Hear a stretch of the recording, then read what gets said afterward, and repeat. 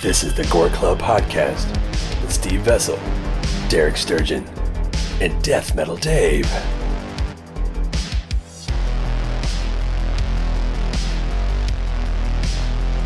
Who did you fight on the internet? He fought some like fucking Critic. like It was a reporter. critic. Oh, Yeah. was it Chris Like Alexander from like Rumorg, I thought? A critic.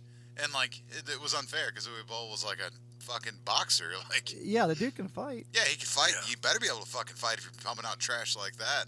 but he also understands that he's pumping out trash. That's one thing I kind of liked about him for a while, because there's something to do with like German tax laws that he can make bombs and Yes. still get and paid for if, them. well, no, people could invest in them. Yeah. But if the movie didn't make the money back, you could write 100% of it. Of it off, yeah. Yeah. Yeah. Oh, the yeah, producers. the producers, Yeah. But I forgot to. Did you ever watch Psycho Gorman? Did you watch that yet? I haven't had a chance to, no. God damn, it's so good. Well, I hate paying for things unless I'm going to go to the movie theater. Just Huh. dumb. Huh. Huh.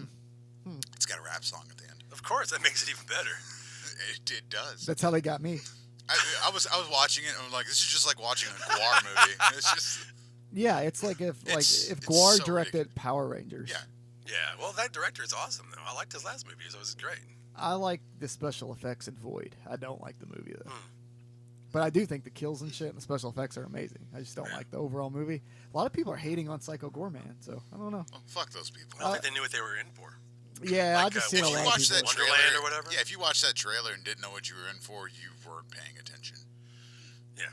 That's how it was with Willy's Wonderland. I'm seeing a lot of weird, like, mixed reviews. I'm like, you know, this is not, like, a really hardcore horror film, right? I haven't Well- seen that one yet. It's playing it's at on my the, down the street. Well, it's on demand. I'm just gonna watch it at home. The horror great community in the always theater, has to man. be like, different from, it always starts off like every movie. It's like everybody likes it that first day. Then the next day you get that crowd in and goes, oh, I finally watched it. Meh. I did see that. There's a whole lot of that. Yeah, a whole every lot time I of see meh. meh, I want to punch somebody. Like, you don't say it in real life. Like, I've never been around a human that I like and they described anything with meh. Like, you would want to punch that person. Like, if you were like a waiter somewhere, like, how's your food? And the motherfucker went meh. You would fight them. The steak is amazing. Yeah, nobody talks like that in real life. That's like internet fucking slang or whatever that's become popular, and now everybody's like this little snarky asshole.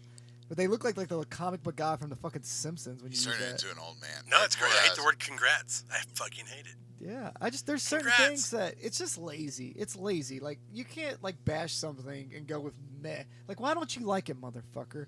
Everybody always just like posts now watching. It's like Psycho Gorman, and it'll just say that, but meh. Like, what are you? You're just trying to piss people off. You want people to come in here and be like, why don't you like it? And you're like, well, it sucks. Why does it suck? Yeah. Because it sucks. I'm like, because they don't. But It was why, a Turbo mother- Kid. I was like, whatever, man. Yeah. I saw a review like that, by the way. well, there's a lot. What of is that. like Turbo Kid? Turbo Nothing. Kid. Turbo Kid's amazing. It's fucking great. It's a People totally shit different on kind that- of movie. People shit on that too, though. So. Well, those people suck. But anyways, Welcome to the on? gORE Club Oh, Podcast. we're on. we're on, Shit. aren't we? Yes. Yeah. All right. Don't fucking I say no promise to not me. to blank out. You are. I'm Steve Vessel. Welcome to the gORE Club Podcast. He already blanked out. You're No. Deathmetal Dave. I'm Derek. I'm Derek. And we're here this week to talk about filmmaker. Adam Adam fucking Green. And Derek's gonna mark the fuck out. Yeah, I'll mark out that hard. I'm just a fan. There's not like a lot of filmmakers, newer filmmakers, I should say, that I'm a big fan of. I mean, who do we have right now, like in horror, that kind of blew up the last 15 years? And it's consistently good. That's consistently good, or at least consistently releasing shit for this genre and focusing on like us little basement dwelling nerds. I really can't think of anybody who is fun, is a fan, came from nothing, and still, puts out stuff I like. Yeah, and that's the best. Consistently. Yeah, and that's my thing with Adam Green is like I didn't know this dude existed in I think 2005, maybe 2006 is when Hatchet came out. I had no idea who Adam Green was. You get on websites and like started seeing little things about Hatchet. I didn't know. I never heard of Spiral. I still haven't seen Spiral ever, which he did before Hatchet. I think you said you've seen it before. I did. but- I saw it, but I don't really remember. I watched it one time, and you Yeah. can't find it now. So Oh shit! Yeah, the only thing when I try to search for it, I know he sells it at conventions, and he does a lot of conventions. And if you ever go to one, I'd recommend talking to him because he fucking signs for free, which nobody does. And he always has tons of shit for sale. Yeah, He it's always like has him all and his Freddle DVDs. and Ray. Yep. Yeah. Seriously. But he always has all his DVDs and Blu-rays, and I know Spiral's always there. I just haven't purchased it yet. But Hatchet's when I first heard of Adam Green, and it was through websites. Like, and we talked about this a couple episodes ago. But back in the day, like you would read these like on Rue Morgue or Bloody Disgusting or whatever. They would have like these like one Fearnet. paragraph. Yeah, Remember that? fucking Fearnet. Fearnet.com. Well, Fearnet eventually we'll get to that because he was a part of Fearnet at one point. But that's where I saw Hatchet at first, just people talking about like there's this new slasher, and you kind of roll your eyes when people say that because you're like, come on, dude. There hasn't been a new slasher. Hasn't been a new Jason Voorhees or whatever. Not one that's as iconic as Victor Crowley. And and people always try to, every time there's a new movie, they try to claim like there's this new icon out. And when Hatchet was getting hyped up, you had Behind the Mask coming at the same time. So you had these two things coming out around the same time, both saying like a new icon is born essentially. And both of them, I was like, oh bullshit. And I was wrong about both because both are fucking fantastic. But we'll talk about Leslie Vernon some other time. Yeah, for different reasons, and they're completely different kind of films. Completely different. And I love that because But it's they're like both slasher films. yeah. They're a completely different kind of fucking movies. Yeah, and then They're one, both great. and that's what's brilliant about it because if they were the same style, because it's both, it's fan service both ways. You can tell both these movies are made by fans of the genre, but they went different routes with it. And I think if they were identical, if we just got two Hatchets or two Leslie Vernons, it would have took away from both of them. Yeah, you Then would, it's like the it same would not be fucking- memorable. Yeah, because that happens all the time in Hollywood. There's like two of the same fucking movie come out. Even like Repo the Genetic Opera and Repo Man. Like, Yeah. it's like the same movies, just one's not a fucking musical and one's the Hollywood version of this fucking same story. But Hatchet, did you see it in the movies or did you? I rented were you a it. DVD guy on that one? I rented it. Well, it wasn't really in the theater. It was a small release, It was yeah. a very, very At small least not release. locally around us. Yeah, I did see that one when it came out on DVD because I was working at the video store then, and it was one of those things. I was like, oh, Same. it's a horror film. I'll just rent it. I didn't know anything Yep. about it. I read a few things, probably, And the Morgue cover or doesn't something like that. necessarily sell you on it. The cover is Yeah, it's literally just- just it's a a hatchet. hatchet with It's a blood on hatchet. it. Yeah.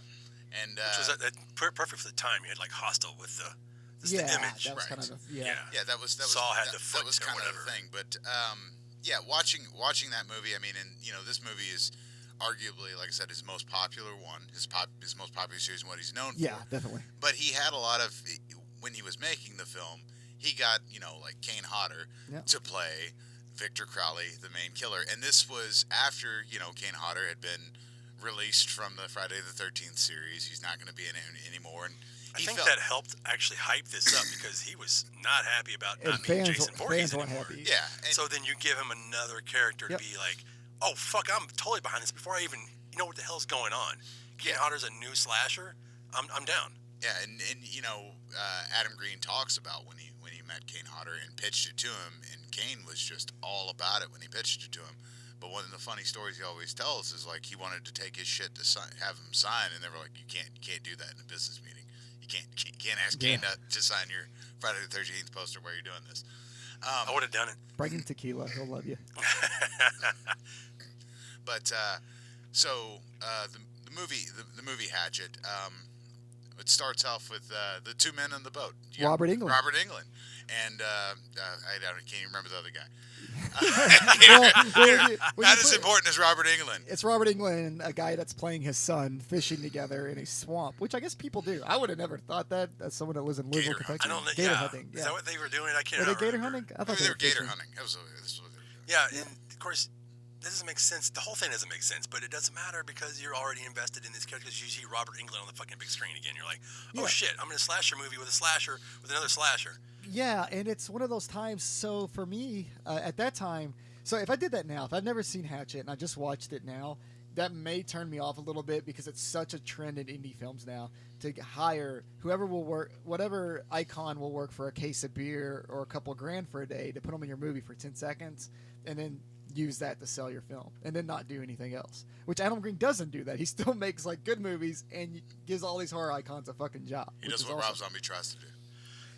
Yeah. Well, I was gonna get into that. It's like the two of them are coming up at the exact time. They're part of the Splat Pack that happened at that time. Yep. And it was them, Eli Roth. I forget who else. I mean, I think it was Aja. So Yeah, they were definitely. like, I remember that like the article in either when I think it was either Rue Morgue or I don't think Horror Hound was around at the time, was it? I don't 2006? 2000, yeah, because the first Horror Hound convention, I believe, is 2007. Yeah. So Maybe, yeah. maybe there's a magazine. But yeah, it was the Splat Pack, and those two, it was like Rob Zombie and you have Adam Green. It was like, well, they're both kind of doing the same thing, but different. one is more my style. Yeah, and one's doing it way more from like a fan perspective that's trying to create something, whereas another's just like, I like these products. I'm just gonna add cuss words and boobies. I like both those. Yeah. I'm sorry, Rob Zombie fans. I'll quit. I'll fucking stop for once. All right, so very very early on, so Robert Englund's killed. So is Do we need to go through the synopsis Yeah. of the Hatchet film? Yeah, we don't have to go through the we synopsis. don't have to go through it, but I just wanted to get to something. So Family. It's all about family. This is a family film. this is the part where they I think they could have had it because they didn't show Victor Crowley killing Robert Englund, which would have been Jason killing Freddy. Yeah, there was kind of a. It was implied, but Kane Hodder talks about it, and he talks about how they weren't really they didn't really film that together. But Robert Englund even told him like, "Hey, this is you. You should do this. You should keep doing this. This is going to be great for your career." And it turns out it was. It was fantastic for his career, and that one was cool because it opens every Hatchet movie opens with like the brutal kill or at the very beginning. But I like how it jumps into kind of like Hustle that we talked about, yeah. But it instantly jumps into like this party, like Mardi Gras thing, and you have these friends that like one obviously doesn't want to be a part of this shit. Everyone else is, come on, motherfucker, let's go. And Adam Green's there, and he's drunk. And Adam Green, always appears like in his movies. He's throwing up. And most It's great. of them, he's just drunk that's throwing up. And they keep that story going with him as it progresses, I know. like each movie, which is fucking brilliant. Like I fucking love that little touch. Is like then he's in jail. He's I was drunk going to and then- say about and that. then He's in jail in a couple of his and then he's in movies. fucking I jail. really hope that Adam Green elaborates on that one day. Just like give me like a 30-minute short film about that dude's fucking day. What while that dude's everybody's fucking doing. getting fucking murdered. This dude's on Bourbon Street like titties and gets arrested. I had a friend like that. He just woke up in a hotel after 2 days. He was like, "Yeah, this is where I was at." It was like a Hatchet movie. He's a part of the friend group at first. Like that first scene, he's standing there with the friends, and he's just the one and the other guy that just don't fucking go with them. Yeah. Well, that's Joel David Moore is the main guy. who I always get mixed up with John Heder. I always think he's fucking Napoleon Dynamite. He does. He has that look. He has it's the jawline. It's Grandma's the Boy. look in Most, the eye. most people know him from Grandma's Matrix Boy. guy I from fucking, my how can grandma's they boy. see me? Yeah, he's perfect in that. But the story's pretty much he's been dumped and his friends are down during Mardi Gras and they're gonna go have fun, but he doesn't want to have fun, so he convinces his friend to go on this haunted swamp tour, and that's where you meet Perry. That's a good friend. Yeah, that's where you meet Perry Shin, yeah, Perry Shan. the unkillable. He's the only consistent human in all of these fucking Yeah, movies. he's consistent in it. So essentially, like you actually introduced Tony Todd too. So Reverend Tony Todd, Zombie, yeah. who has just a small part in this. Essentially, you have a guy that runs like a boat tour, a swamp thing. They're trying to get in because they don't want to be a part of Mardi Gras. The friend's all sad. He's like, I just want to go on this boat tour. Tony Todd sells it like, you don't want to go there. Somebody slipped and died. I can't do it anymore, which is really a setup for Perry Shan's character to take him out on his haunted boat tour. And that's when you get like your main group, which you have this old couple that's going on his tour. You have a porn director and his two girls. You have Perry Shan, who ends up being in all three. Mercedes McNabb from like an Adam's Family Values. Yeah, exactly. And That was a weird one. and then you have Mary Beth, who's introduced, who's like just ends up being like the badass of the franchise. And then from there, you just get your basic fucking formula of every horror movie or every slasher, which it doesn't matter. People want so much out of these films. I'm like, just give me characters and then kill them, and just make me care about a few, so I can in my brain go like, I hope Tamara that person doesn't die. Feldman was the original Mary Beth or whatever. Yeah, so she's a spoiler. She survives. So pretty much everybody gets fucking annihilated one by one. I have to add this too about Perry Shin. He's got two fan bases because it's people that know him from Hatchet and General then Hospital. General General Hospital. Hospital. So, Yeah. so could you imagine just being him like at a table at a convention? Like, say he's at a soap opera convention. There's going to be one person that you know is going to come up and be like, "Sign my Hatchet." Sign Who's my just Hatchet covered in poster. blood with a hatchet. Or vice With a versa. tag on it. Or vice versa. So, anyways, go ahead. No, carry on. We forgot to mention the kid that played Bud in the Huxtable or the Cosby Show was his Joel David Moore's friend. That's his sidekick. He's a supportive friend. He's He's there for his friend. I know he's the dude from like Not Another Teen Movie. But Oh, that's right. Yeah. But Dave's going way back because he's old. Yeah, well, no, I mean, but yeah, like you said, the movie progresses. well, Insanity ensues, and the kills in this movie That's what. So that's what's brilliant about it. It's like instantly, like the old couple. So the guy gets off the boat, gets bit like by a fucking gator or whatever. He gets right? bit by a gator when they get off the boat because the boat is sinking at this point. Yeah. And they're like, we gotta get out of here, and they go the fucking wrong way, and it's like. The annihilation of this old couple really sets the tone for it. Because there's one point where one of them, I think is it the later guy that's on their knees while he's taking this hatchet and just fucking chopping them. That was the guy. The guy, that like, was the husband. Diagonally, like those. So it's like going from like the shoulder down through the torso. And it's like the most brutal fucking thing. Yeah. And practical effects. Yeah. Which And that's what is really good about these films is they push the practical effects. They push that was the big selling point. Is like was it the tagline's old school American horror or whatever. Yeah. That's what grabbed all of us. Yeah. Oh man, I lost my shit when that lady was running away and he just grabs her by the back of the head and rips her he splits fucking that head. fucking Right, jaw. and it's like a 360 shot, or like Yeah, it's beautifully done. It's amazing, and when you realize, like, holy shit, this is a practical effect. Like they did this on and set. And for someone like me, that I'm a fan of like all those over the top Japanese horror movies, like Tokyo Gore Police and shit. The gore in this reminds me a lot of that. It's so fucking over the top. Yeah. Like everybody just shoots all this shit out of them. It's like being at a gore concert. Yeah, it's He's great. a huge GORE fan, obviously. We find that out later.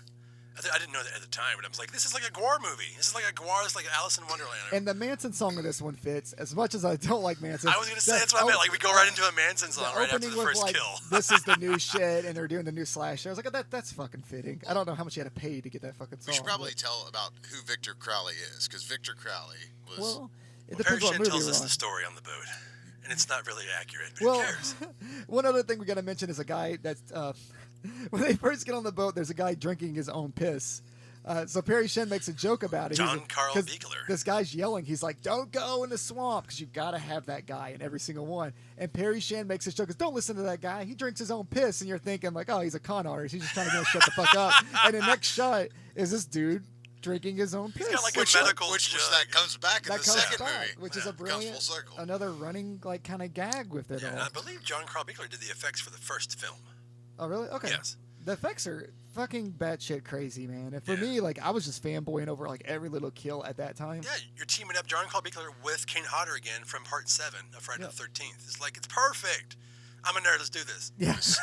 It was so good, and I just got to mention belt sanders because Oh my God. That's the reoccurring. that's the reoccurring. His kill weapon is a belt sander. Yeah, and I think every goddamn action figure better come with You a know, belt I used sander. a belt sander when I was I redoing know the my floor. hatchet is it, I was but the using- belt sander. I was using a belt sander when I was redoing my floor in the basement, Yeah. and you know what? That shit broke after like 20 minutes. Victor Crowley needs to sell his own belt Well, sander. Victor Crowley knows what's up, and He knows He's how got to use a he has belt a high grit, and it's a gasoline one. They actually made that prop for the movie because they didn't exist. and then the origin story, which we were getting at there, is essentially like the first one makes it quick, and they kind of build upon that in part 2, where they tell you like this weird like 6-minute fucking version of it. But essentially, Kane Hodder had this son Victor Crowley, and he was like disfigured and shit. Think Pumpkinhead. If you've never seen this and you've seen Pumpkinhead, think of the kid from Pumpkinhead. Very similar kind of backstory. These bullies show up. They're constantly like throwing shit at him. Eventually, they throw like fireworks into the house. The house starts burning. Kane Hodder tries to save him by beating the door down to get in the house. The hatchet hits the kid in the face. Kid's dead. Kid haunts the woods forever. Haunts the woods forever, yelling for his daddy. Quit being assholes. Like, all these horror movies are from you people being fucking assholes. Quit picking on kids. There wouldn't be as many slashers. Jason Voorhees wouldn't fucking be here. The kid Victor from Crowley Prom wouldn't Night. be here. The kid from fucking Prom Night wouldn't be here. The introduction Freddy of Krueger him, would, because he's just a pedophile. I'm sorry. the Beat him introduction up. of him into the Fuck movie him is up. very Pumpkinhead. Yeah. Oh yeah. It's very pumpkin. Come into the little store. Yep. I'm gonna leave my kid in the truck with all the bullies so they can really get to him. It's like, good job. You're fucking making this whole movie gonna happen. Yeah, but that's like shitty hillbilly parenting. That's shit that you would see. He seemed like a good dad, and Kane Hodder really enjoyed the whole experience of playing somebody who was normal. Yeah, and he really got to. I mean, like I said, they did like a 6-minute origin story. They retell it in part 2. Yeah, as the story progresses, Yeah, it's they more elaborated on it more and more. But yeah, Kane Hodder, for everything I've read, he really loved the role because he got to make it his. And if he was like, "No, I want him to do this. This is how Victor Crowley would act." I mean, Adam Green would just let him do his thing. Yeah, you gotta think of where Adam Green was at that time of his career. Then you got Kane Hodder going like, "Yeah, I'm gonna do this." He's probably like, "Yeah, fuck yeah, dude, do it. Show me what you're gonna do. Yeah. I will learn from this and build upon it," which they did. So Hatchet just progresses. Lots of murder. If you haven't seen it, you should definitely watch it. If you haven't seen it, I can't imagine. It's on Amazon Prime. Yeah, well, Go fucking here's watch the thing. it. So essentially with this movie, I mean, everybody gets picked off like every other slasher film that you'll ever see in your whole life. And then we get down to like Mary Beth and fucking, what's his name again? Victor Crowley. No, not Victor Crowley, motherfucker. Joel David Moore. Joel David Moore. That's right. I always want to call him John Heder. I'm fucking sorry, You Joel should David just Moore. call him John Heder. No. Discount John Heder. And like so essentially, I forgot even how they fucking kill Victor Crowley in this one. They don't. They just get away. They get the they fucking, get away. They And get- they're on the boat. They're on the boat. And it's the Well, it ends with the It's Friday. the Carrie yeah. ending. Or the Yeah. Friday the 13th. Friday the 13th Part 1 ending. and Yeah, then, there's so many of these kind of shock endings, which I love. well, I like this one because she's reaching up for his hand, and it ends up being like his body's fucking ripped off from it. And it's like, and then there's Victor Crowley. And that's how it ends. It's just like fucking, he jumps out at you, and that's the end of the movie, and you're like, oh, fuck, well, that was... Part 2 starts right there. I love that about this series. But it's changed. What's different? Danielle Harris. Danielle Harris. Which, fun fact, Danielle Harris originally auditioned for Mary Beth, and she didn't get it because Adam Green wanted somebody different. He said he was, it was intimidating or something along those lines. I think he had to apologize to Danielle Harris. He did first. because the girl that played Mary Beth in the first one didn't want to come back. She's like, nah, I'm good. What's Yeah. she doing now? Exactly.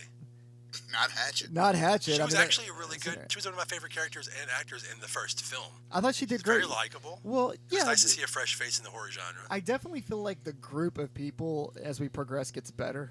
The ones surrounding Mary Beth's character, essentially, because I didn't really care about the sad guy storyline. He just seemed like kind of a crybaby dick to With me. the porno producer guy who's And- trying to get the girls gone wild, Yeah. fucking part of the and first film. that actor's fabulous, by the Joel way. Murray. Is that his Yeah, name? Because he Joel did God Bless America, and that Yeah. fucking movie, Bobcat's movie, is fucking amazing. Should Yeah. watch that.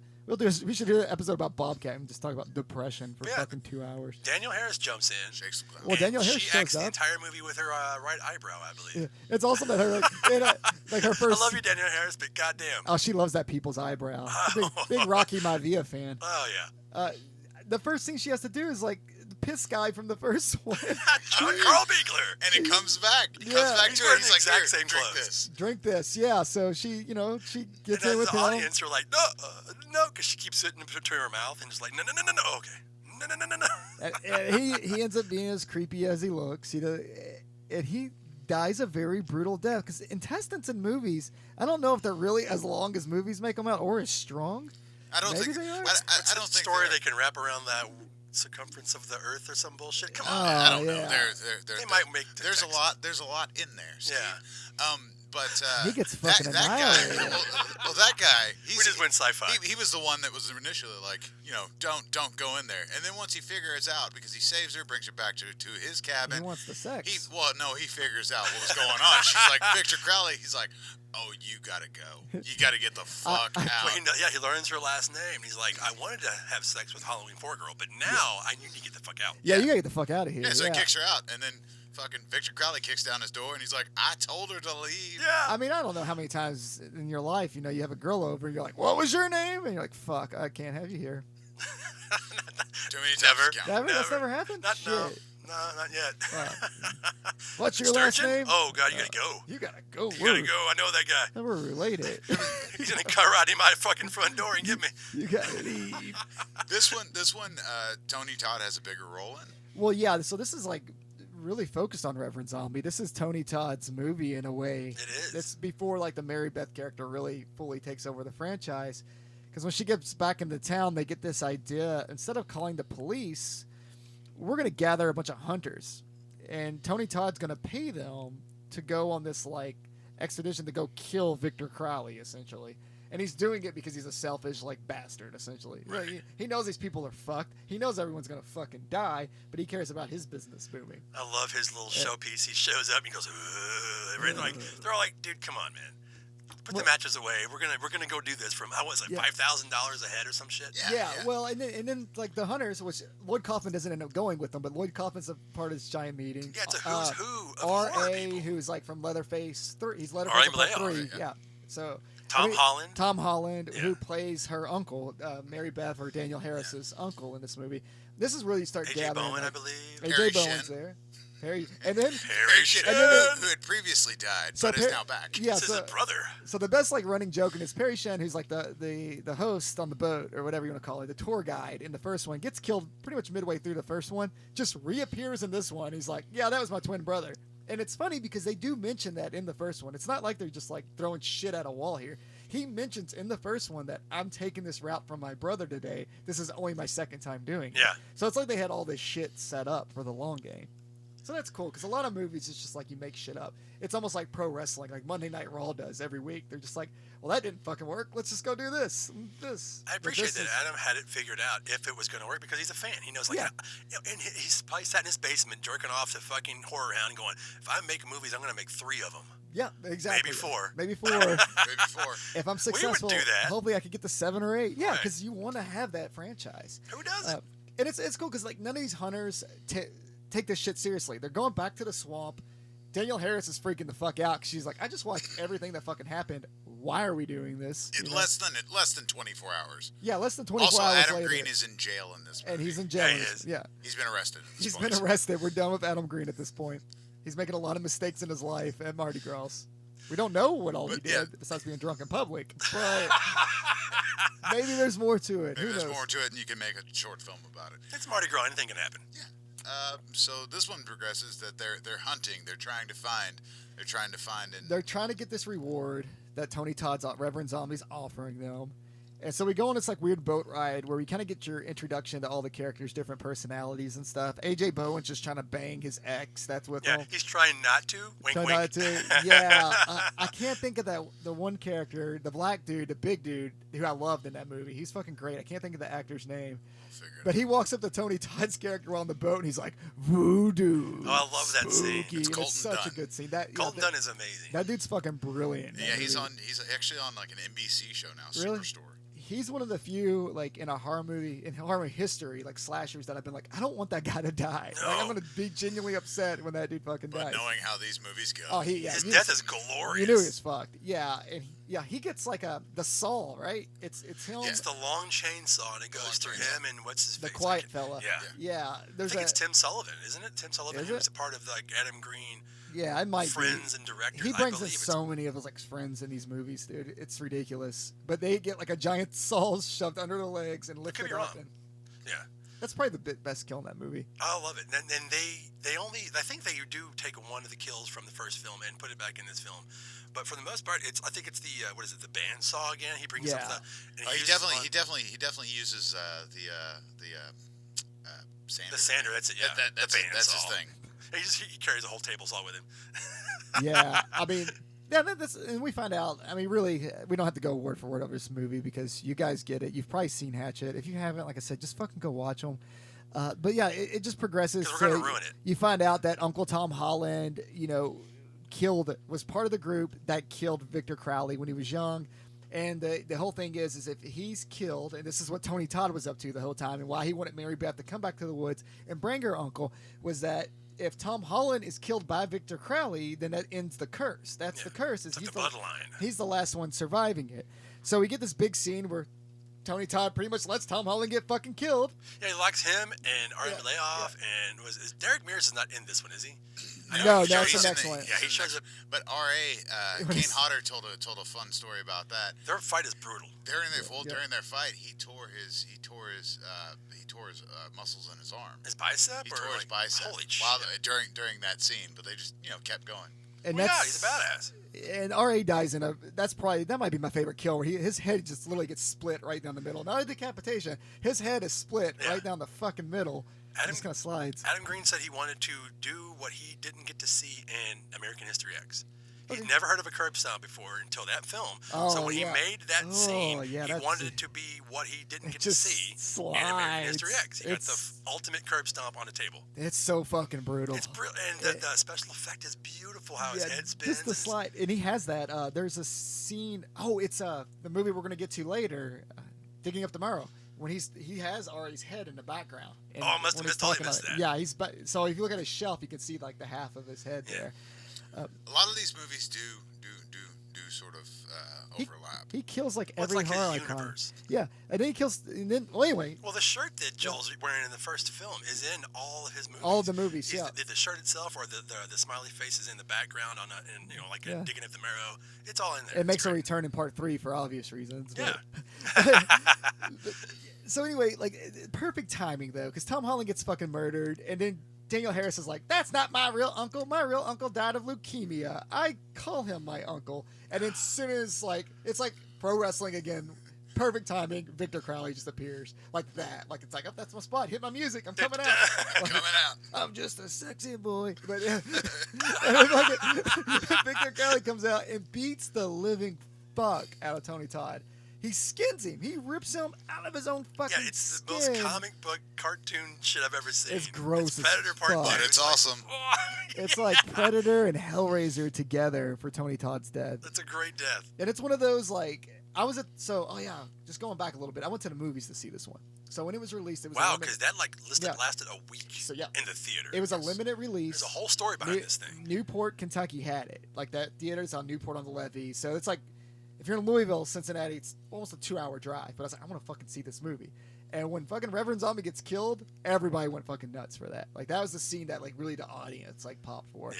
And I was super stoked that I got to see it in the movies because it was pulled. There was that bullshit with AMC. I don't know exactly what happened. but- Dark Sky, who took over the distributing rights, tried to get it the widest release that they could for an uncut film. It never happened it was since totally Dawn uncut. of the Dead. Yeah. That's fucking crazy. Yep. And they couldn't, and everything just fell apart. They couldn't get a Canadian release. They couldn't get it released in other places. And then the U.S. market let it last for a week and just pulled it, regardless of how well it was Yep. doing or not. And it was Adam Green took it personally because he had something to do with the MPAA.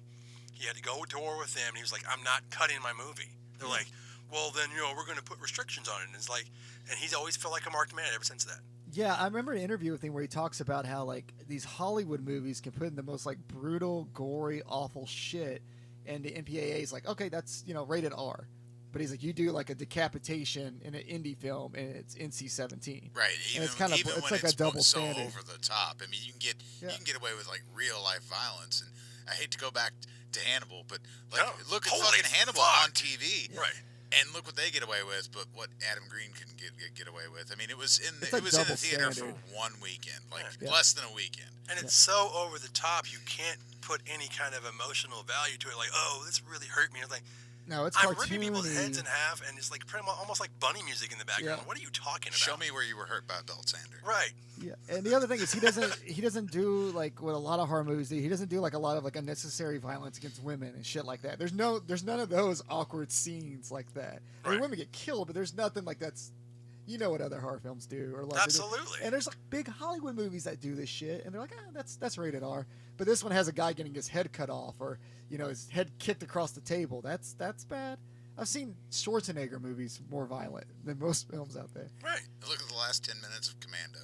Yeah, but Right. it's okay because it's a high budget Hollywood It's an film. action film for the army people. And I think that was his argument with it too. That pisses him off so much is that you can name probably 100 movies that came out in that 5 years of Hatchet that are just as violent, if not worse, and that have like way more like realistic scenes. Look at all these war movies and shit that come out where people are getting bullets straight through their fucking head. Yeah. And I think That- that's what he was trying to do. He was equating his movie to like something that was way more Yeah. serious and actually Saving had. Private Ryan was way more gory than Yeah, action. the Right. fucking morning news is more gory most of the time. They're always showing me fucking car pileups and shit and giving me warnings like this is gonna be graphic, and it's like boom, corpse. Like, Yeah. oh, thanks guys. And it's happened to other directors down the line, and he feels like he's part of that crew now. He's like, I feel like every time I make a movie, they're like, oh, it's a They're Wes at- Craven boy. We got to watch this guy. It's like, really? They're going to cut my film. Yeah, that's what they do all the Yeah. time. They cut it up, and then you get the producers' cuts and the director's cuts. Luckily, that hasn't happened yet. We still getting the real. Yeah, we don't have to have we're like a getting- we're getting- legendary. We're getting the unrated cuts. If you buy, He stuck to his guns. Yeah, Yeah. if you buy the DVDs, which you can go to his website, roscope.com, and Yeah. you can get the actual uncut DVDs if you can't find them somewhere. But just buy them from him because every time you buy from his website, Yeah. he gets the money. And he signs them And for you. Yeah, and Yeah. he'll sign them for you. But the only way, like I know on Amazon, it does say that it says that they're unrated, but they're not. They're Yeah. not the actual unrated versions. They are dumbed down from. They Oh, are censored. wow. They are censored a bit from what you'll see on the DVD. But anyway, speaking of blood, at the end of this movie, old Danielle Harris Oh my shows God, up covered in blood.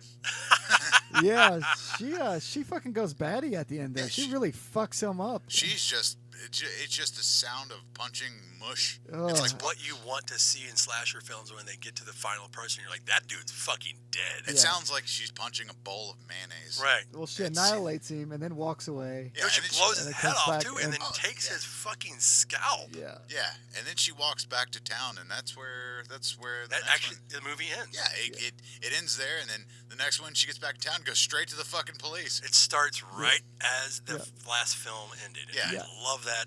Still, Adam Green's in jail again. Yep, Adam's in jail, and Different what I director, love, by the way. and what I love about part 3 Yes. though is Who was the DP on the first two films? Actually, the first film, and then I think he took over the reins in the second, or no, maybe it's this one. So Adam Green directed 1 and 2, and Yeah. this one is that DP of the first two films. And you can tell stylistically it's a yeah, totally different film. and I like that they kind of followed up with like, okay, fuck it, this time I'm going to the cops. Yeah. And she's totally looks like Evil Dead Ash. I mean, even the shirt color, the pants covered in fucking blood. She has the shotgun. Looking like a badass. Walks into the police precinct, which is Zach, like Galligan Zach is the Galligan. sheriff or whatever. Gremlins. Gremlin, Yeah. Old Gremlin Zach is there, and they're instantly like, okay, she probably murdered people. Let's put her behind a fucking jail cell. Gulager's wife is the deputy in there too. Yeah, From the for Feast sure. films, yeah. It's crazy how many people. This one really brings out like a fuck ton of people. Yeah, this is the one where Derek Mears is in it. Yeah. Yep, Derek Mears is in it. And keep in mind that in this one, Perry Shane. Perry Shin is somebody else because we forgot to mention Perry he Shin died dies again. Perry Shin dies again.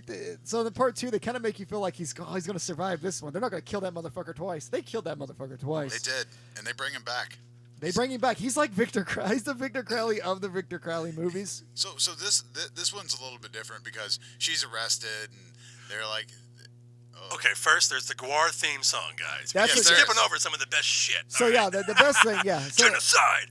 that's one of my favorite things with their openings with these is that these 3 movies in a row that he opens with like kind of like this metal, like in your face, crazy imagery with music playing. It's like his way of making music videos when music Yeah. videos are dead. and at this point he was doing Halston with Dave Brockie. So That's great. Yeah. We'll get to that after we sum up the Hatchet movies here.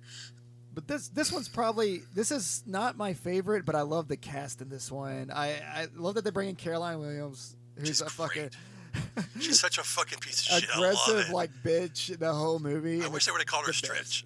Yeah. She's played Stretch 3 times. I mean- do it 4. I love that like nobody wants to go back to these fucking woods besides like the SWAT team and the paramedics that are already there, already all getting fucking annihilated. Yeah. Roach from People Under the Stairs. Yeah. Sean Whalen. Yeah, Yeah, Sean Wayland's yeah. there, examining bodies. They and go, stuff. Another all-star out, cast. Yeah, they go out there to be like, well, let's go check it out, and then just like, oh, we found a piece of a dead body. Holy shit! And they're finding all these dead bodies. They're like, we need to get out of here. And keep in mind, they're finding the dead bodies from the first 2 movies, so there's a lot of fucking dead so bodies. many. They Yeah. call in backup. This has been like a day and a half at this point. Yeah. Right. They call him backup. Backup gets wiped out. Yeah, And instantly. then Zach Galligan goes, well, let's go check it out. And then Yeah.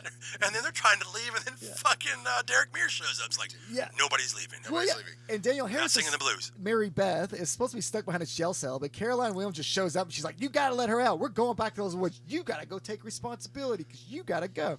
And then like the deputy hears like a call that everybody's getting killed, and he's like, "Yeah, okay, let's do that." Yeah. I'm Yeah. like, no, I'll be like, "Fuck you, Caroline Williams. Fuck you." No. And Fuck they you, have to lady. go because they have to go meet No. Sid Haig for this, and Sid Haig plays the most piece of shit person he's ever. He's fucking Captain Spaulding. He has. I was like, what the fuck? He played a white man that's done a lot of blaxploitation films in Yes. his life because he was on point with that racist hillbilly in the Oh my woods gosh. character. I man. forgot about that till I rewatched it. I was like, holy shit, he's Captain Spaulding. Oh yeah, But yeah, I mean, in this one, it's a lot more guns, a lot more guns. a lot more belt sander. Derek Mears playing a total dick when he's the nicest dude in the whole Yes. fucking universe. We covered that in another episode. He is the sweetest motherfucker Yeah, ever. but he gets fucking annihilated in this one. Yeah, see, I thought It's a he great was. comeback. I It's a thought great comeuppance. I thought he was gonna get like a big fight like RA did. I thought it was gonna be like that. No, nope. Derek Mears just gets fucked up. I wonder if that was Kane Hodder. Like, no, that was originally written. They were gonna have this big fight, and Kane's like, no, Yeah, fuck that you're guy. not. You're not Jason. Yeah, You're not Jason. he I'm just Jason. takes him out. That's but, cool they got Jason on Jason. Well, much like the Rob Zombie films that Kane's a part of, he's in charge of all the choreography, stunt choreography, and all that. So Kane got to kill Freddy Krueger, Candyman, and Jason Voorhees Yeah. and Leatherface. I think he knows what he's doing. Yeah. I think that's a whole thing. Yeah, it is. That's like Triple H booking, going back to wrestling. That's like, I'm Right. going over, And when motherfuckers. and then he kills Remember- Jason, so technically he's like saying, I'm on top of that too, by the way. Yeah. This is the new guy. But he can't take out the little fucking clown girl from Halloween. Well. Aww. Well, Well, at the end of this movie, he doesn't. she was toast. Spoiler. Hey, She's not. I know. I've seen the last movie. I know. Spoiler. She's not toast, Damn it, motherfuckers. But that at the end of this one, you're like, oh, she's dead because without going into everything. Oh, but we have to talk about. Without going to everything, she's dead. we have to talk about Perry Shin again because if you listen to us, we spoil everything. Yeah. because Perry Shin is with Zach Galligan and He's a paramedic. yeah, He shows up as a paramedic. Yeah, he shows up as a paramedic, but Is it he's totally with different Zach Galligan and who was the other Sean character? Whalen. Sean. Oh, okay, Yeah. they were Matt all Roach. yeah, they were in the They're like in the second they- wave that they- gets yeah, killed they were in the annihilated. paramedics. They make a boat. joke when Perry Shan shows up because he's a completely different character, no relation to these other two characters. They make a joke at, like, as soon as he comes on scene because there's the body of Perry Shan there, and they go, "This guy looks like you," and he's like, "You racist." We don't all look alike. Oh, we all look Oh, alike. we all look And alike. he uses the exact same accent that he used in the very first film. Yeah. It's great. Back to the belt sander. So they're hiding. There's a belt sander. There is a belt sander. Yeah. Victor Crowley takes out a fucking door with it. Yeah, he He does. just tries to get into He that goes boat. through a whole the EMT, the fucking ambulance wall. I don't own hardly any tools because I watch so many horror movies. Like, every time I'm like, don't need that in my house because I don't want that to happen to me.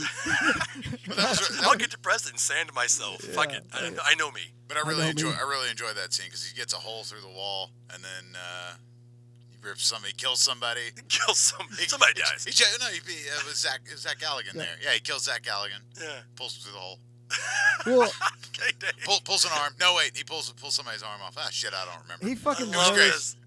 I love this so much. The best part about these Hatchet movies, too, for me, is the length of them. They're all like an hour and 20 minutes. Yeah, it's I mean, fast. you can watch the whole trilogy in the time it takes to watch fucking Lord of the Rings. I watched it on Saturday. Oh my god. Yeah, Just they- on a Saturday, just fuck it. And then he gets a really glorious death at the end of this. Victor Crowley. Well, does. this one, they made this weird thing up that, so Mary Beth's father's ashes, if they're Yeah. thrown on him, it causes him No, to it wasn't melt. Mary Beth's father's ashes. It was Was it? his father's ashes. Oh, it's just, yeah, I'm stupid. Yeah, That's it's Kane his- Hodder's Sorry, I said ashes that of wrong. himself. Kane yeah, Hodder. his so own ashes. that's why they went to Oh, Sid Haig. Sid Yeah, Sid Haig. Haig's He had like, I'm not giving you these. Well, so you get, N-word. Said, no, Yeah. bad. I was like, oh. you get the father's. He doesn't do the hard one, though. He does the Yeah. other version, the Sid Haig safe version. He does the Superfly version. I was The like, okay. Superfly, yeah. But they throw the ashes on Victor Crowley, and this motherfucker just melts. Right. And it's the best because, like, while he's melting, then she grabs a fucking gun from, like, the fucking SWAT team gun and then blows him the fuck up again. Yeah. Well, she's waiting for him to come back. And it kind of a little agonized. She's like, come on, motherfucker. Yeah. Come on, motherfucker. Let's It's do like, this shit. just blow him to pieces. And it's like a little stump I'm gonna, left. yeah. I'm It gonna looks like a really fucking- bad Christmas tree. Yeah, and she Bloody Christmas gets tree. impaled on a tree spike in this one, doesn't she? Before she gets to throw the ashes on him, she gets impaled on the tree spike. So it looks like it's game over for her. And then she throws the ashes, and then she fucking kills him. And then it looks like she's just gonna lay there and die. And then Perry Shan is saved.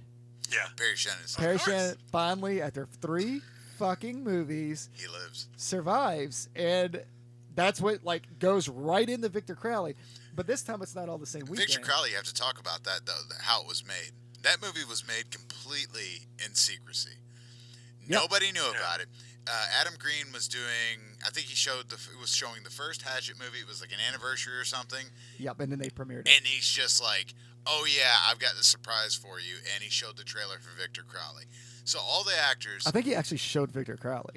Did he actually show them? I don't think know if I think the first showing Yeah, was a that's what surprise. it was. They came for one thing, and he was like, "Guess what? It's Yeah, not. This is the film."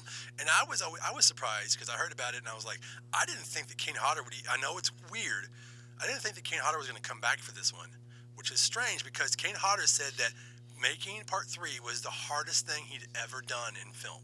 That's fucking crazy. Yeah, you think That it's kind of just getting statement older. from Kane Hodder. Think about that. The man's been on fire. Well, that's probably really. Yeah, but his body's probably starting to turn against him a little And bit. then Victor Crowley, and I'm like, well, this is fucking amazing. Yeah. And this movie was a surprise for a lot of people, and you add some new people in it. You have Felissa Rose is in this one. Yeah, underused, I think. Tiffany Shepis. Yeah, so they went with like kind of the more. He's used so many icons. He went with more of the underground icons. Tiffany Shepis is in probably 200 fucking movies. You've seen her. You probably We don't know her her. name. Yeah. We know her, but she's just like she's a scream queen, Right. And she she's takes the money in the Night of the Demons remake. She's small roles that we all know. She did like one of those Showtime. What was it like?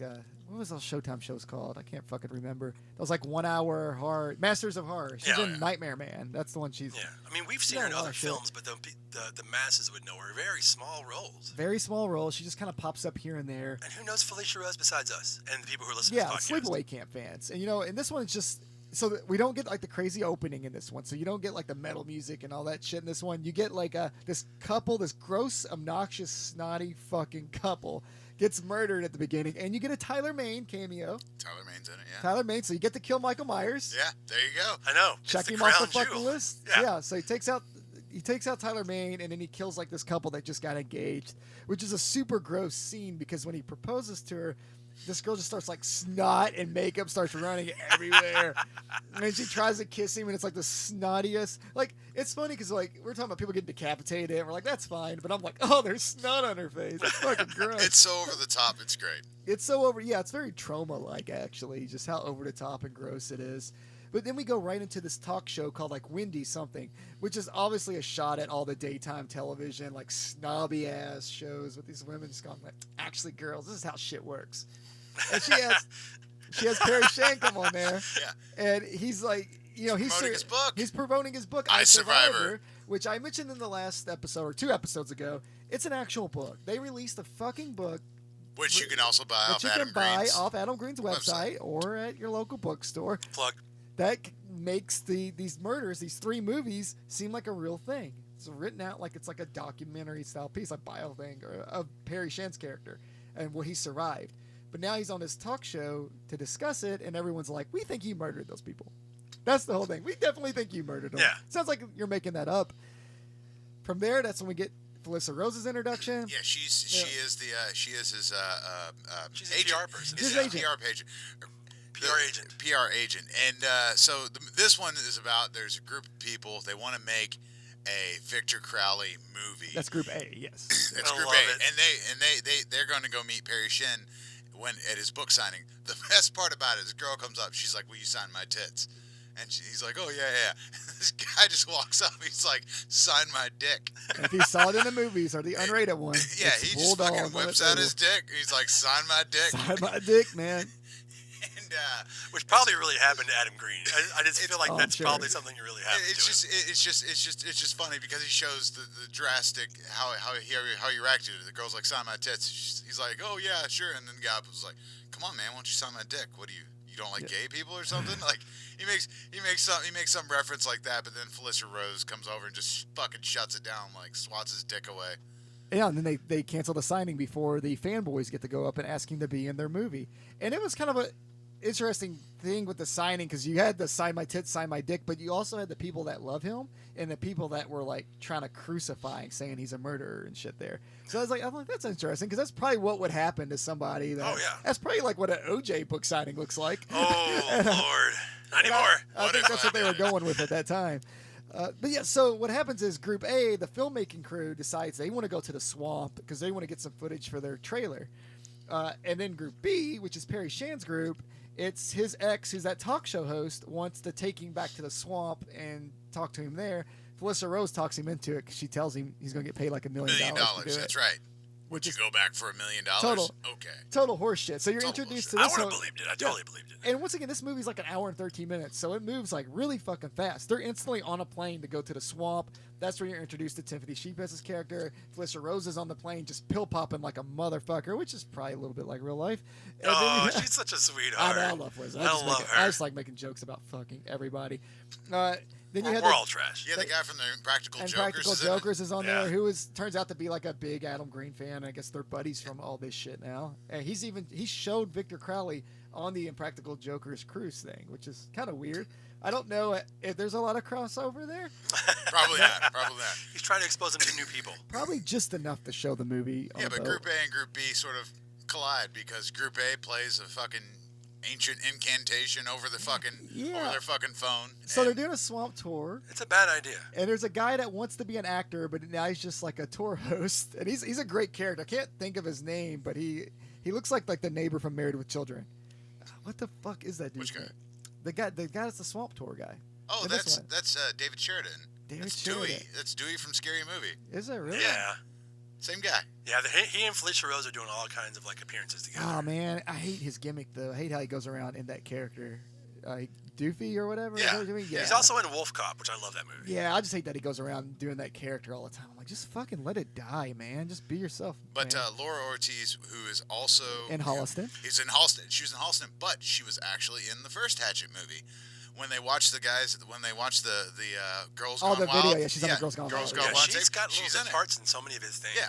So she's actually a I think they reoccurring watched that in character. Hatchet 2 though. I think it's Hatchet 2. Or maybe it was Hatchet 2. It's Yeah, Hatchet so 2 where she comes she's a up in the video. reoccurring character. Yeah, she is, and a lot of Anyways. his little things that he likes to do, he Yeah. sticks her in there, so it's great. But essentially, yeah. they- Rose from Hills Have Eyes remake. And I can't remember how many years after the murders this is. It has to be some time after, because at this point, like, it's a tourist attraction where he's showing them, like, oh, this was his house, and they even had like the little Saul setting there and shit. Like, so I thought that was weird. I was like, okay, cool. Yeah, You they got had it, like props, the little light props goes on. everywhere, Yeah. and Because then it they just got blown up in the last movie. yeah, and eventually they play some kind of fucking voodoo curse That's that right. brings him back, which And I the didn't know that fucking was a plane thing. goes down. Oh yeah. And then right then the plane goes down. That Oh. plane crash scene is fucking Joe cool. Lynch, And Adam Green.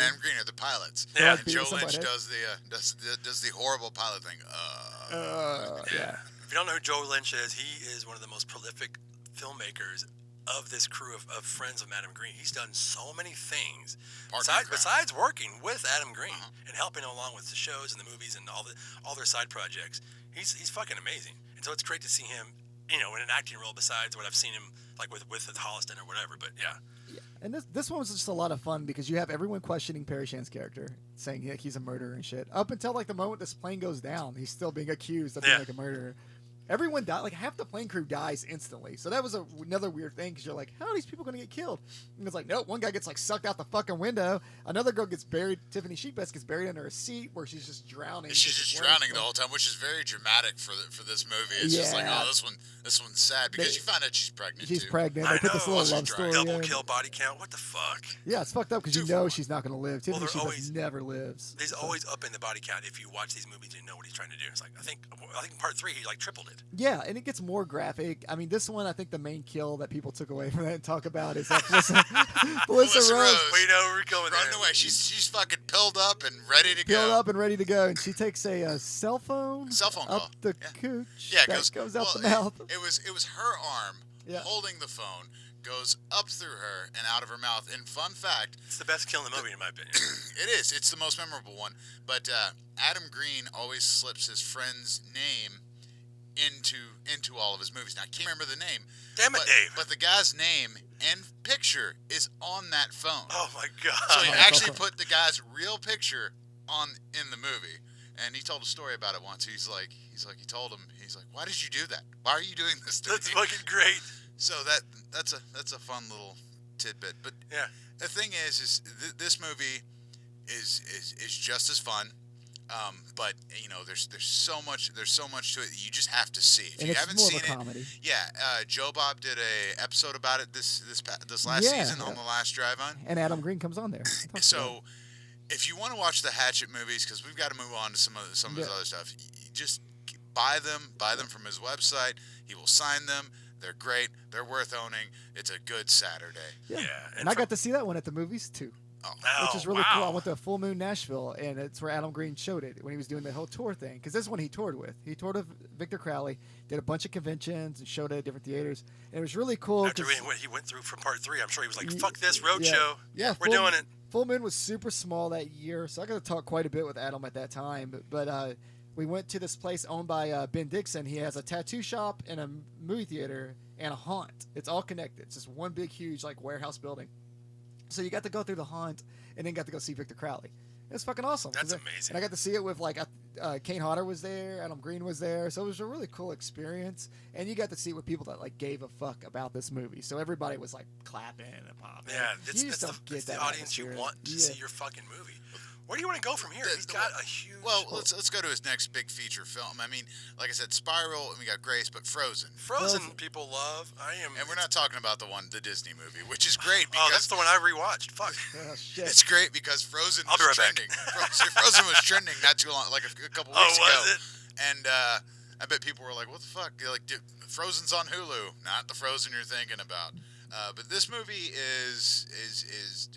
it's a horror film, but it's not like a traditional. It's not a slasher film. It's his version. It's his attempt at making just a regular horror film that doesn't have anything really iconic about it. Kind of like Jaws on a ski lift horror. in a little way. Like exactly. it's that like there's not a high body count. It's just more of like let's make you terrified of this situation. Right. It's about a group of people. They go to a ski resort, and instead of buying lift tickets, they're just like, hey, we're gonna get this guy to let us go up on the lift, and they do it. And then go back down like, well, was it Reverend Zombie? Oh, it wasn't Reverend Zombie. It's just some dude. No, it's a guy that's actually killed in part 2. He's one of the hunters from part 2. And apparently his whole job with Al Green movies is to stand around and smoke cigarettes. That's what he does in like both movies. Yeah. But in this, he lets him up their second time because they're like, oh, well, they're closing. But he's like, I don't know. But the group, they sort of sweet talk him into it. They sacrificed their girlfriend. Yeah. Because they don't know that dude, and they're just like, no, go show your tits. Go do that. Pretty much. So he sets them up, and he's like, all right, well, he tells the guy, somebody comes to relieve him. He's like, oh, there's one more coming down. Well, somebody else comes down, and the guy's like, all right, that's it. And they just fucking shut it down. Yeah. And now you got a movie about people that are stuck on a ski lift on a Sunday. And keep in mind, Adam Green got this idea by watching the news. He just saw like a news story about like some ski park and getting stuck for just a moment, and that hit him. He's like, oh, that could be like a fucking movie. And this movie is referenced in Hatchet 2. Yep. Yeah, it is. Yeah, they do reference it in Hatchet 2. It was a news story on TV in Hatchet 2. Yeah. But he didn't know he was making this film, and he didn't know he was going to be directing any of the other Hatchet films ever because he was putting so much time into this and another film we're going to bring up, which is Taking It in the Morrow, which took 4 years to make. Where they film at, so they get stuck. It's just going to get stuck. And now, when they were actually like looking for spots to film, Adam Green was riding the ski lift, and he said, I think right here would be good. And it got jammed right when he said that. And that's when they decided, like, hey, we got to fucking film right there. And I would have probably shit my pants if I was him at that point. I'd been like, this is bad destiny. Ever been on a midnight like ski event like I have? It's terrifying. It's just blackness. You can't see down. Yeah. Nobody can see you up there. I've been in that situation, but not in that situation. Yeah, and people also, that's terrifying to me. Also thought this area was haunted because someone 1 year before this was filmed, someone killed themselves up there. Holy shit. So there was this whole thing going on set that this is a haunted area. Then the thing stops right where he wants to fucking film at. Like, it's just a whole bunch of weird shit was happening on set. And I get it. Like, a lot of people don't like it. And what you've mentioned is they do make a lot of dumb decisions. I'm really big on movies that make people fear doing things. And I've watched this with Jax, my son, 2 weeks ago, and he's absolutely never wants to go skiing his whole life. Holy shit. And what did you do? That always reminds me of like when I watched Jaws and I didn't want to like jump in a fucking lake. Oh yeah, or in a swimming pool. That was so fucking irrational bullshit. I'm taking a fear. piss and I think a shark's gonna get me. Yeah, watching Jaws made me not want to take a bath with myself. So mom. I like movies that do that to people. And I like movies that like, I know they do dumb shit, but it puts you on the edge of your seat in a way because you're like, you motherfucker, just do this, or why didn't you do this? Right. I think there's a lot of stuff in the movie that's like that. I mean, what gets me about the movie is they've got these big coats that zip all the way up, and they never zip them up. It's like if you're freezing, man, you've been up there for a few hours. Yeah. You zip up your coat. Yeah, and I get it probably wouldn't work for film, but he does that to make you react, and that was one of the films that I was just like, what the fuck, you dumb sons of bitches. Well, and people I didn't say it like that, sons of bitches. People make the mistake of saying things like, no one would ever do that. I'm like, dude, we've lived through a pandemic This pandemic has shown Don't you fucking ever say no one would ever do that shit. Yeah, because they absolutely They will 100%, not everybody, but there's enough of them that will do dumb shit to ruin everything. And that's just a group of dumb people that happen to, they seem like a stuck-up group of rich kids. and they're probably like, fuck it, we do whatever we want our whole lives. Let's do this. And then they fuck themselves. And then Kane Hodder fucking ignores them. Kane Hodder, yeah. Like, that's the Well, best scene. it was, Like, it's like- that part, like they're just throwing a few things at a time. It's like, no, everything. Let it all go at once. Yeah. Piss on the thing. That is one part where you're like, because literally like 5 minutes later, he decides he's going to jump. I'm like, why didn't you jump then, motherfucker? Yeah. You should just jumped in front of the car or try to jump on it.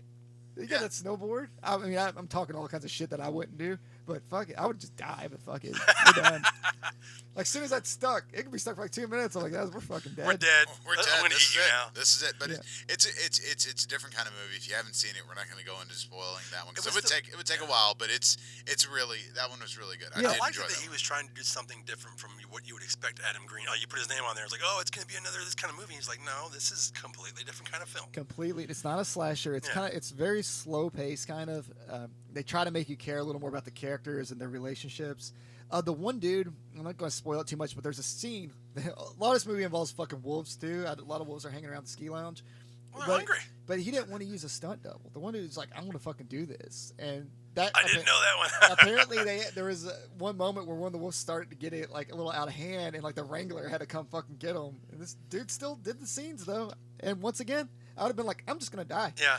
Fuck it. I'm eating Dave. We're eating to you, Dave. Oh, shit. I- Or just sacrifice you so we can go run. I would be pretty worthless in these situations, but it does have like some cool special effects with the kills and things like that. Some like body bones that break and shit make you cringe, because that's one thing that always gets me in movies. Is Broken like, bones through skin. broken bones fuck me up, man. And he's really good about putting the right special effect to Yeah. any of the violence he puts in his movies. Yeah, no, I like Frozen. I get why some people don't, and especially if you're just a fan of Hatchet, and you go in the Frozen thinking it's gonna be Hatchet on ice. It's not, and it's not a Disney movie. Yeah, and during this time, he did some producing on Grace.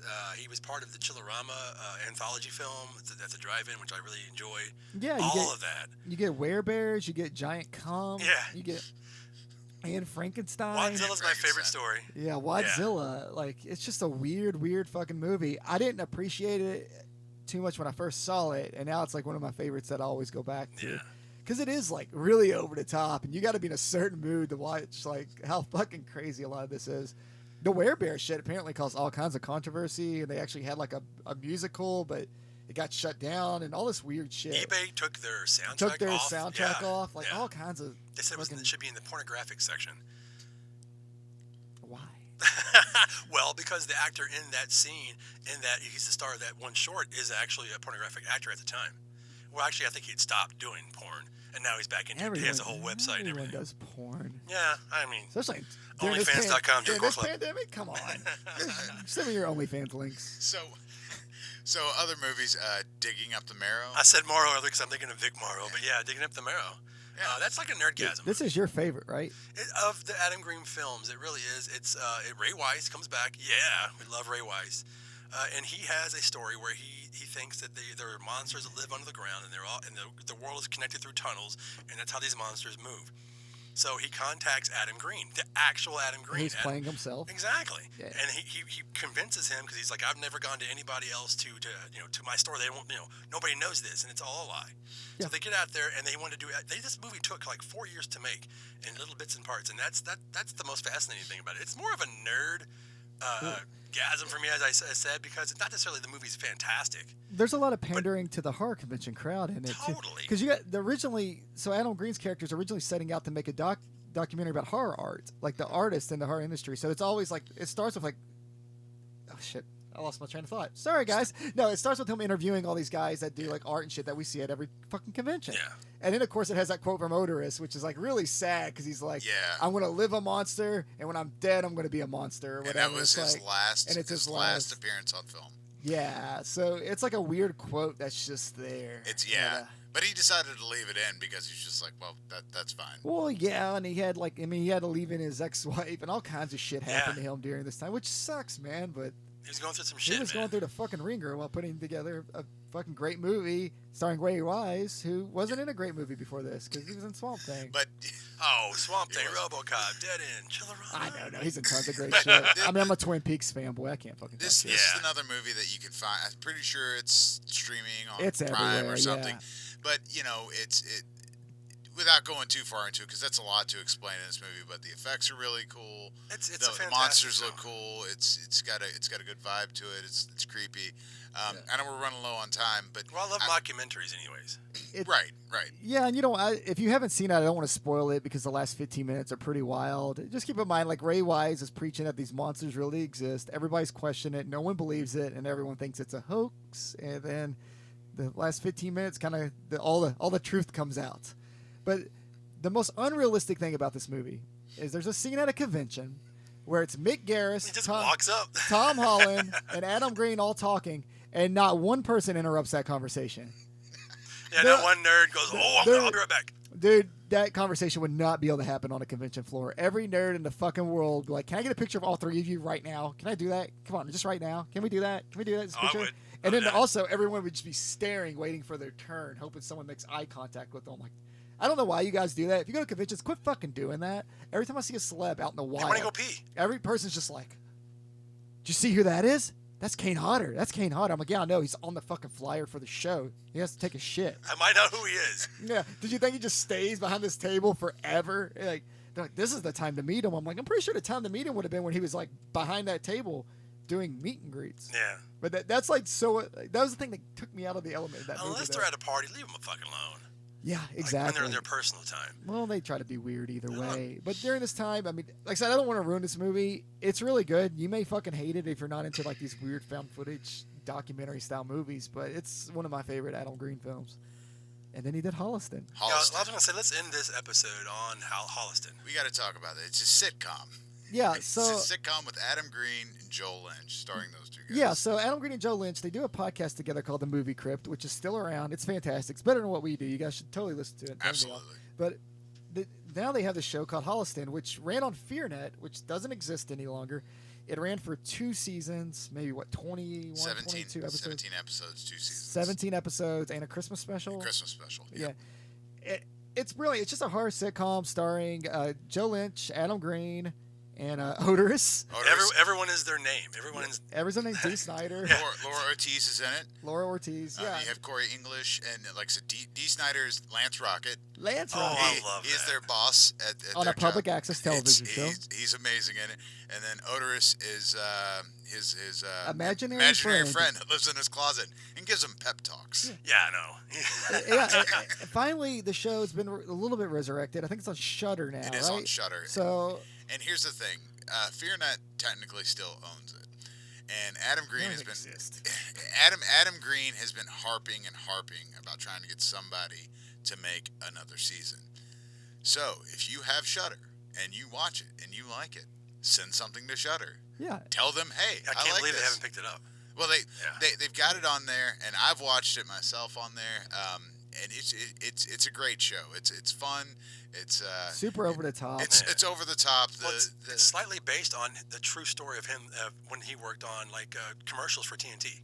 Yeah. At a public, cable Well, access. That's what, anybody Studio. that's an artist, whether you're an independent filmmaker, you do these fucking podcasts, whatever you're doing for like no money trying to make it, if you watch this, you'll relate to it. Because it's 2 guys that essentially work for public access that are just wanting to make this fucking movie, make enough money to put a trailer together. And that's what they focus on most of the time. But then you get guests, you get Kane Hodder on the show. Bill Moseley plays like a wacky car salesman, and he's fucking brilliant at it.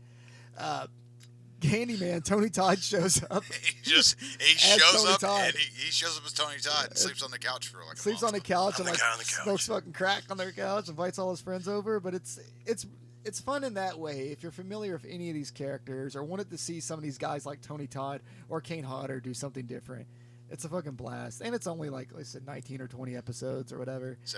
17. I'm never gonna get that right. I like 19, That's okay. 20. I like a good, 19 sounds like a better number, dude. Are you sure? Like a good even number. I need an 19. annual.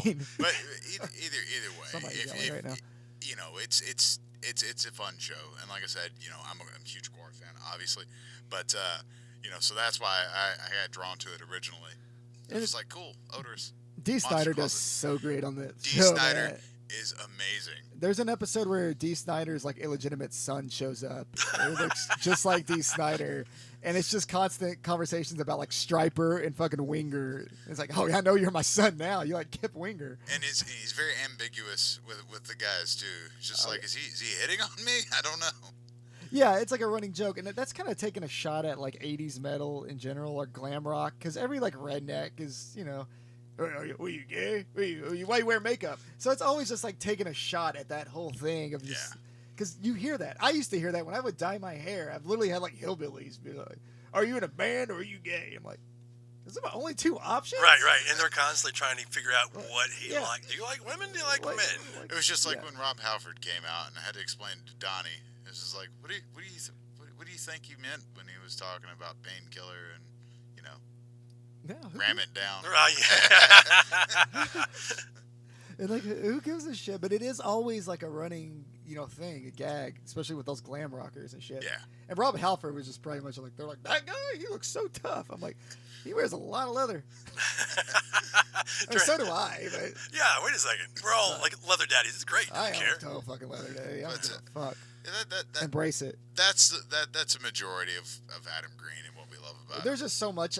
That dude puts out so much shit. He's a workhorse. I mean, we even on the board here, we had like Scary Sleepover, which he does. Where if that's another thing, YouTube, just type it in on YouTube if you want to see him do like these fun one-on-one interviews where he stays the night with like Kane Hodder, Tony Todd, Bill Mosley, Sid Haig. They're all on his website. He's done during the pandemic, during the lockdown. He had live streams, all this stuff. He's got a ton of stuff on his website.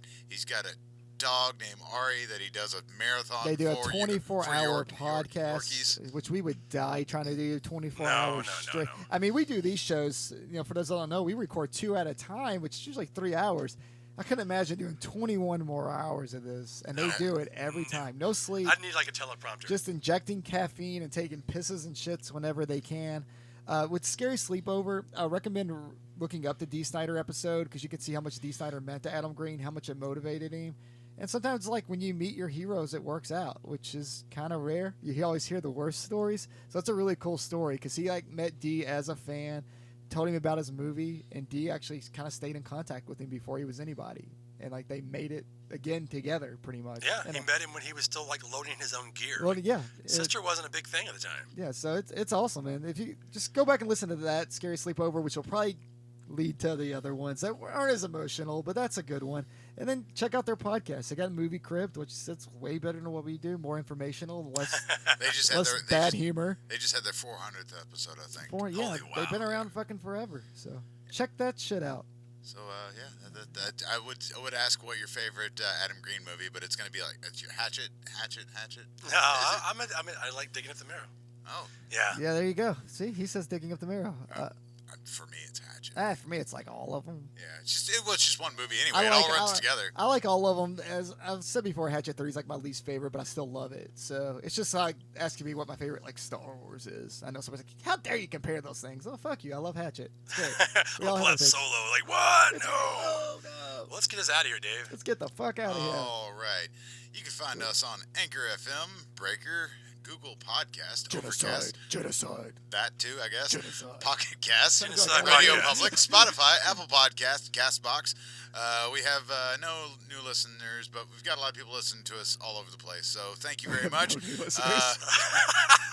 Like, share, and subscribe. Yes. We're on YouTube, Facebook. You know where to find us. Anyway, bye. We're out of here, guys. Thank you.